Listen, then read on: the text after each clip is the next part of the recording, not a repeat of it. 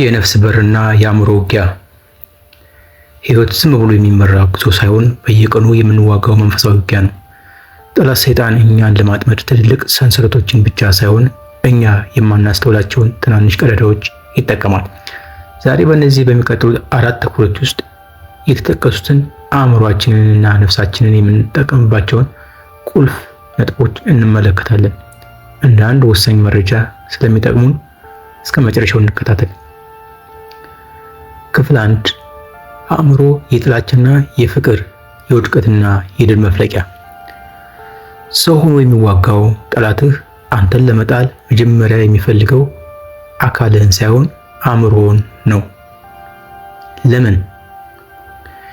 ይህን ክፍል በ4 አንኳር ይዘቶች ተመስርተን እናያለን።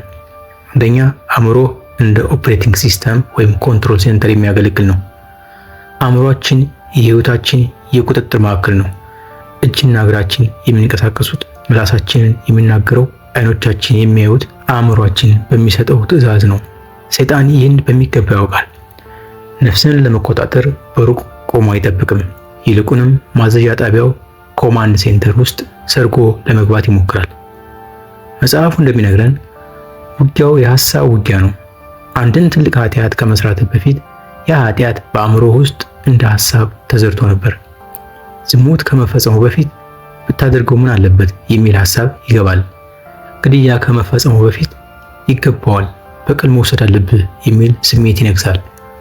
አእምሮ ከተሸነፈ አካልህና ነፍስህ አብረው ተሸንፈዋል ማለት ነው። ሁለተኛው ሐሳብ የሰይጣን የሐሳብ ኮንትሮባንድ ዘዴ። ሰይጣን ሐሳቡን ወደ አእምሮ የሚያስገባው የራሱ ሐሳብ አስመስሎ አይደለም።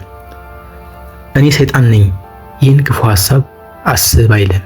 ይልቁንም በእኔ በሚል ፈርስ በርሰን ንግግር ነው የሚመጣው። ብቸኛ ነኝ፣ መቼም ቢሆን አይሳካልኝም፣ እግዚአብሔር እኔን አይሰማኝም፣ ይህን ሱስ ማቆም አልችልም እና የመሳሰሉትን ሐሳቦች ያንተ ያስመስለዋል። ነገር ግን ከጠላት የመጡ የጥፋት ዘሮች ናቸው። አእምሮህ እነዚህን ሐሳቦች የኔ ናቸው ብሎ ከተቀበላቸውና ማሰላሰል ከጀመረ ጠላት ሳታውቀው አእምሮህን በቁጥጥር ስር አውሎታል ማለት ነው። ሶስተኛው ነጥብ ስሜትና ፍላጎት እንደ መሳሪያ። ጠላት አእምሮህን ለመቆጣጠር ስሜትን ይጠቀማል። ለምሳሌ ፍርሃት፣ ስለ ነገ በማስጨነቅ አሁናዊ ሰላምን ይነጥቃል። ቁጣ፣ አእምሮህ በምክንያት ሳይሆን በስሜት እንዲመራ ያደርጋል። ፍላጎት፣ ጊዜያዊ ደስታን በማምጣት የዘላቂ ህይወትን ዋጋ እንድትረሳ ያደርጋል። እነዚህ ስሜቶች አእምሮህን ጭፍን ያደርጉታል። አእምሮህ ሲጨልም ደግሞ ጠላት ወደሚፈልገው አቅጣጫ እንደ በግ እየነዳ ይወስዳል። በዚህ ክፍል የምናየው 4ኛው ነጥብ ብቸኛው መፍትሄ አእምሮን ማደስ። ሮሜ ላይ እንደሚናገረው በልባችሁ በአእምሯችሁ መታደስ ተለወጡ የሚለው ቃል ለዚህ ነው የመጣው። አእምሮን ማደስ ማለት ምን ማለት ነው? አንድን የቆሸሸ ኩባያ ለማጽዳት ንጹህ ውሃ ደጋግመህ እንደምትረጭበት ሁሉ በጠላት ሐሳብ የቆሸሸውን አእምሮህን ለማጽዳት የእግዚአብሔርን ቃል ደጋግመህ መጨመር አለብህ። የእግዚአብሔርን ቃል መሙላት። አእምሮ ባዶ ከሆነ ጠላት ይሞላዋል። አእምሮ በቃሉ ከተሞላ ግን ለጠላት ሐሳብ ቦታ አይኖረውም። ማጣራትን መልመድ። ወደ አእምሮ የሚመጣውን እያንዳንዱን ሐሳብ መፈተሽ። ይህ ሐሳብ ከእግዚአብሔር ነው ወይንስ ከጠላት ብለህ ጠይቅ። ሰላም የማይሰጥ ተስፋ የሚያስቆርጥና ወደ ኃጢአት የሚገፋፋ ሐሳብ ሁሉ የጠላት መሆኑን አውቀህ ውድቅ አድርገው። አእምሮ የእግዚአብሔር ቃል ሰፈረበት ማለት ጠላት የጦር ሜዳውን አጣ ማለት ነው። ጦርነቱን የምታሸንፈው በጉልበት ሳይሆን አእምሮህን ለቃሉ በማስገዛት ነው። አሁን ደግሞ ክፍል 2 እንመልከት። የጥፋት ስውር ደረጃዎች፣ ትናንሾቹ ቀዳዳዎች። ማንም ሰው ተኝቶ አድሮ በጠዋት ታላቅ ኃጢአተኛ ሆኖ አይነቃም። ውድቀት ድንገተኛ አደጋ ሳይሆን የብዙ ትናንሽ ቸልተኝነቶች ድምር ውጤት ነው። በዚህ ክፍል ውስጥ 4 ነጥቦችን እናነሳለን። አንደኛ፣ የአፈር መሸርሸር ምስጢር። አንድ ትልቅ ተራራ በአንድ ቀን አይናድም። ነገር ግን ዝናብ ዘወትር በትንሹ አፈሩን እየጠረገው ከሄደ አንድ ቀን ተራራው መናዱ አይቀሬ ነው። መንፈሳዊ ሕይወታችንም እንዲሁ ነው። ሰይጣን አንተን በአንድ ቀን እግዚአብሔርን እንድትክድ አይጠይቅህም። ይልቁንም ዛሬ ደክመዋል፣ ጸሎትህን ነገ ትጸልያለህ ይልሃል። ይህች ፊልም ዘፈን እኮ መዝናኛ እንጂ ኃጢአት አይደለችም ይልሃል። ይህች ውሸት ለማንም ጉዳት አታመጣም ይልሃል። እነዚህ ትናንሽ ስምምነቶች መንፈሳዊ መከላከያህን ቀስ በቀስ ያዳክሙታል። ሁለተኛው ነጥብ አንበሳውና እባቡ፣ የሁለት ስልቶች ልዩነት። መጽሐፉ የሰይጣንን ሁለት መልክ ይገልጻል። አንበሳው ግልጽ ጥቃትን ያሳያል። አንበሳ ሲመጣ ጩኸቱና ግርማው ያስፈራል። አመንዝር፣ ግደል፣ ስረቅ የሚሉ ግልጽ የሆኑ የኃጢአት ግፊቶች ናቸው። እነዚህን መከላከል ቀላል ነው፣ ምክንያቱም ክፋታቸው በሩቅ ይታያል። እባብ ስውር ጥቃትን ያሳያል። እባብ ግን አይጮህም፣ በሳር ውስጥ ድምፅ ሳያሰማ ይሳባል። እባቡ ማለት ልማድ ነው። አንድ ጊዜ ብቻ ብታየው ምን አለበት? ይህ ሰው እንዲህ ስላደረገ ብትቀየሙ መብት ነው የመሳሰሉትን እንድታስብ ያደርጋል። ይህ ልማድ ይሆናል ማለት ነው። እባቡ መርዝ የሚረጨው ሳይታወቅ ነው። ሰይጣን እንደ አንበሳ መጥቶ ካልቻለህ እንደ እባብ መጥቶ ተረከዝን ይነድፋል። ያኔ መርዙ በደም ውስጥ ገብቶ ልብ እስኪደርስ ድረስ ትንሽ ነገር ይመስላል። ሶስተኛው ነጥብ የትናንሽ ሰበቦች ሰንሰለት። ውድቀት የሚጀምረው ከእግዚአብሔር ጋር ያለንን ግንኙነት በሰበብ ስንቀንስ ነው። እነዚህ የተለያዩ ደረጃዎች ይኖሩታል።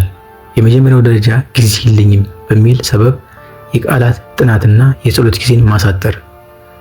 በሁለተኛ ደረጃ መንፈሳዊ ባልሆኑ ቦታዎችና ጭውውቶች ላይ ለመዝናናት በሚል ስም መገኘት። በሶስተኛ ደረጃ በልብ ውስጥ ትናንሽ ቂሞችንና ምኞቶችን ማሳደግ። አራተኛ ደረጃ ሕሊና ሲወቅስ ሰው ሁሉ የሚያደርገው ነው በሚል ማደንዘዣ ራስን ማታለል። እነዚህ ደረጃዎች ሲደመሩ በውስጣችን የነበረው መንፈሳዊ ብርሃን እየጠፋ ይሄዳል። በመጨረሻም በትልቅ ኃጢአት ውስጥ ስንወድቅ እንዴት እዚህ ደረስኩ ብለን እንገረማለን። እውነቱ ግን መንገዱን የጀመርነው ከሳምንታት ወይም ከወራት በፊት በዚያች ትንሽ ቸልተኝነት ነበር። አራተኛው ነጥብ በዚህ ክፍል ስር የመጠበቂያው መንገድ በትንሽ ነገር መታመን። የጥፋት መጀመሪያው ትንሿ ቸልተኝነት ከሆነ የድል መጀመሪያው ትንሿ ታማኝነት ናት። ጥቃቅን ቀዳዳዎችን ድፈን። በትንሽ ውሸት፣ በትንሽ ቅሬታ ወይም በትንሽ የአይን ምኞት አትደራደር። ትንሽ ነው ብለህ የምትተወው ኃጢአት ነገ ሰይጣን የሚገባበት ሰፊ በር ይሆናል። የህሊናን ድምፅ አትናቅ። መንፈስ ቅዱስ በትንሹ ነገር ሲወቅስህ እሺ ብለህ ተመለስ። ጊዜህን ጠብቅ። ለጸሎትና ለቃሉ የምትሰጠው 5 ደቂቃ እንኳን ብትሆን ያቺ ደቂቃ ለነፍስህ ትልቅ ግንብ ትሰራለች። ጠላት ትልቅ ወጥመድ ለማዘጋጀት ብዙ ትናንሽ ክሮች ይጠቀማል። አንተ ግን እያንዳንዱን ክር ገና ሲጀመር ብትበጣጠሰው ወጥመዱ ፈጽሞ ሊይዝህ አይችልም። ክፍል 3ን እንመልከት። የነፍስ ደጅ፣ ክፍት በሮችና የጋራ መተላለፊያዎች። ቤት ውስጥ ሌባ እንዳይገባ በርህን ትቆልፋለህ። ነፍስህ ግን ስንት ክፍት በሮች እንዳሏት አስተውለሃል? ጠላት ወደ ህይወት የሚገባው ጥሶ ሳይሆን አንተ በከፈትክለት የፍቃድ በር ነው። በዚህ ክፍል ስር 4 ወሳኝ ነጥቦች እናያለን። አንደኛ፣ የጨለማው ዓለም ስምምነቶች፣ ሟርትና ጥንቆላ። ብዙዎች ለጨዋታ ወይም ለጉጉት በሚል ስም ወደዚህ ዓለም ዘልቀው ይገባሉ። ነገር ግን መጽሐፉ እንደሚያስጠነቅቀን በመንፈሳዊ ዓለም ጨዋታ የሚባል ነገር የለም። የኮከብ ቆጠራና ሟርት። ነገ ምን ሆናለሁ ብለህ ወደ ጠንቋይ ቤት መሄድ ብቻ ሳይሆን በስልክህ ላይ የኮከብ ቆጠራ ውጤቶችን ማንበብ፣ በአጋጣሚ በሚነገሩ የሟርት ቃላት ላይ መመካት ለጠላት ህጋዊ መብት መስጠት ነው። ውጤቱ አንዴ እወቅልኝ ብለህ ፈቃድን ስትሰጥ ጠላት የህይወትን መሪ የመያዝ ዕድል ያገኛል። ይህ በህይወት ላይ ፍርሃትን፣ ጭንቀትንና ሰላም ማጣትን ይዘራል። ምክንያቱም ለፈጣሪ የነበረህን እምነት ለፍጥረት አሳልፈህ ሰጥተሃል። ሁለተኛው ነጥብ የአይንና የጆሮ መስኮቶች፣ ፊልም፣ ሙዚቃና ሚዲያ። አእምሯችን የሚቀረጸው በምናስገባው ግብአት ነው። መጽሐፉ በግልጽ እንደሚለው ሰይጣን ዘመናዊውን ሚዲያ እንደ ዋነኛ መተላለፊያ መንገድ ይጠቀማል። የእይታ ወጥመድ። የምታያቸው ፊልሞች ዝሙትን፣ ክህደትን፣ አስፈሪ ነገሮችንና አመፅን እንደ ተራ ነገር የሚያሳዩ ከሆነ ልብህ ቀስ በቀስ ለነዚህ ነገሮች ይላመዳል። መጀመሪያ ያሳፍራል ያልከው ነገር ቆይቶ ያዝናናል ይሆናል። በመጨረሻም የኔ ህይወት ቢሆንስ ወደሚል ተግባር ይመራል። የድምፅ ወጥመድ። ሙዚቃ የራሱ መንፈሳዊ ኃይል አለው። የጥፋት፣ የተስፋ መቁረጥና የሥጋ ምኞት መልክ ያላቸው ሙዚቃዎች የነፍስን የጥበቃ ግንብ ያፈርሳሉ። ቃላቱና ዜማው አእምሮ ውስጥ እየተመላለሱ መንፈሳዊ ጥማትን ገድለው ሥጋዊ ጥማትን ያነሳሱታል። ሶስተኛው ነጥብ የሱስና የቦታ ተጽዕኖ። መጠጥ፣ እጽና አካባቢ። ልቤ ንጹህ ነው፣ ቦታው ምን ያደርጋል የሚሉ የብዙዎች ሰበብ ነው። ነገር ግን መጽሐፉ ቦታ የራሱ መንፈሳዊ ድባብ እንዳለው ይነግረናል። የመጠጥና የሱስ በሮች። አልኮልና እጽ ህሊናን የሚያደነዝዙ ነገሮች ናቸው። ህሊና ሲደነዝዝ ደግሞ የነፍስ በር ወለል ብሎ ይከፈታል። በዚህ ሰዓት ጠላት የፈለገውን ሐሳብ ሊዘራብህ፣ የማትፈልገውን እንድትናገርና እንድታደርግ ሊያደርግህ ይችላል። የአካባቢ ተጽዕኖ። ኃጢአት በሚከበርባቸው፣ የፈጣሪ ስም በሚቃለልባቸውና ስጋዊ ፍላጎት ብቻ በሚገንባቸው ቦታዎች አዘውትረህ የምትገኝ ከሆነ ሳታውቀው ያ መንፈስ ይጋባብሃል። ከእሳት ጋር የተጫወተ አይቃጠልም ማለት ሞኝነት ነው። አራተኛው ነጥብ ከእሳት ጋር መጫወት ወይም ትዝብት። መጽሐፉ አንድ ትልቅ እውነት ያስታውሰናል። ኃጢአት መጫወቻ አይደለም። ይች ነገር ምን ታመጣለች ብለን የምንከፍታቸው ትናንሽ በሮች በኋላ ልንዘጋቸው የማንችላቸው ትልልቅ አውሎ ነፋሶችን ይመጣሉ። ጠላት መጀመሪያ እንደ ወዳጅ ሆኖ ተዝናና ይልሃል። አንዴ ከገባ በኋላ ግን እንደ ጨካኝ ጌታ እስረኛው ያደርጋል። ወዳጄ ዛሬ ሕይወትን መርምር። በቤት ውስጥ የማይታዩ ግን ጠላት በነፃነት የሚመላለስባቸው ክፍት በሮች አሉ? ካሉስ ምን አይነት ናቸው? ፊልሙ ነው? ሱስህ ነው? ወይንስ የምትሄድበት ቦታ? ያንን በር ዛሬ ካልዘጋኸው ነገ ኑሮህን ሊያቃጥል የሚችል እሳት ይዞ ሊገባ ይችላል። በመጨረሻም ክፍል 4 እንመልከት። በደጅ ቆሜ አንኳኳለሁ። የልብ ደጅና የነፃነት ምርጫ። በዚህ ክፍል 3 ቁልፍ ጉዳዮች እናያለን።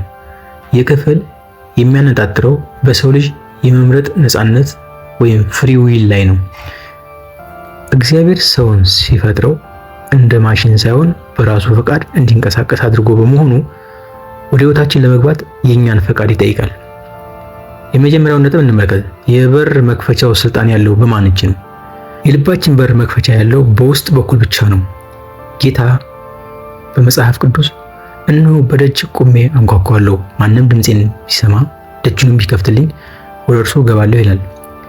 የጌታ አቀራረብ እርሱ በሩን አይሰብረውም፣ አያስገድድም ወይም በኃይል አይገባም። ይልቁንም በፍቅርና በትዕግስት ያንኳኳል። በሩን የመክፈት ወይም ዝግ አድርጎ የማቆየት ሙሉ ስልጣን የኛ ነው።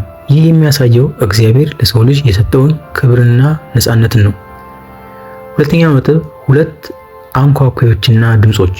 በሕይወታችን ደጅ ላይ ጌታ ብቻ አይደለም የሚቆመው፣ ተቃራኒ ኃይልም የራሱን ጥረት ያደርጋል። እግዚአብሔር በመንፈስ ቅዱስ አማካኝነት በእውነት በሰላምና በሕይወት መንገድ ያንኳኳል። ድምፁ ረጋ ያለና ሕሊናን የሚያነቃቃ ነው። ሰይጣን ደግሞ በውሸት፣ በዓለማዊ ማባቢያ፣ በስጋዊ ፍላጎትና በጊዜያዊ ደስታ ስም ሊገባ ይጥራል። የእርሱ ዓላማ ሰርቆ አርዶና አጥፍቶ ለመውጣት ነው። በሶስተኛው ነጥብ ለምርጫ የሚረዱ ቁልፍ ጥያቄዎች። ይህ ክፍል እያንዳንዳችን ወደ ራሳችን እንድንመለከት የሚጋብዙ ከባድ ጥያቄዎችን ያነሳል። ቁልፉ ያለው በማን እጅ ነው? በሕይወትህ ውሳኔዎች ላይ የመጨረሻው ቃል የማን ነው? የራስህ ወይንስ በሁኔታዎች ተጽዕኖ ነው የምትመራው? የትኛውን ድምፅ ነው የለየኸው? ጫጫታ በበዛበት በዚህ ዓለም ውስጥ የትኛው ድምፅ ነው ጎልቶ የሚሰማ? የሥጋ ፍላጎት ወይስ የመንፈስ ቅዱስ መሪነት? በሩ የተከፈተው ለማን ነው? ጌታን ቆይ እያልከው ሌላውን እንግዳ በክብር አስገብተህ ይሆን? በሩን መክፈት ማለት ራስን ለእግዚአብሔር ማስገዛትና የሕይወትን መሪነት ለእርሱ አሳልፎ መስጠት ማለት ነው። ጌታ የሚገባው ተጋብዞ እንጂ ጥሶ አይደለም። ይህ መንፈሳዊ ምክር ለሕይወትህ ጠቃሚ ሆኖ ካገኘው ሌሎችም እንዲማሩበትና ከነፍስ ወጥመድ እንዲያመልጡ ላይክ እና ሼር ማድረጉን አትርሳ። በወንድ ጾታ የተገለጸው ሁሉ ለሴቶችም መሆኑን ልብ ይበሉ።